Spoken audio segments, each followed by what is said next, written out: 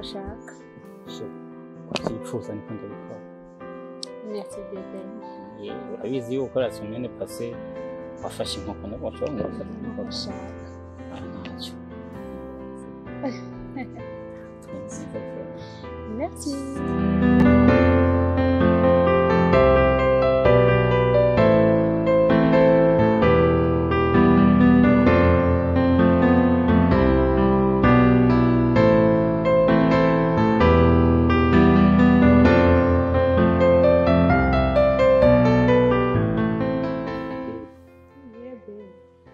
Close your eyes. Why?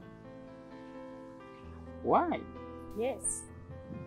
Kubera ko ndakubwiye ufunga amaso situation ukunda. Siri numva ubwoba. Noneho turi muri natire. Utinya iki hamwe n'utinya iki ngo ntahantu hasanzwe. Shusho kubera ikintu ushaka sinzi. Sinavuze usinzi. Ufunga amaso. Basi reka ndabikora.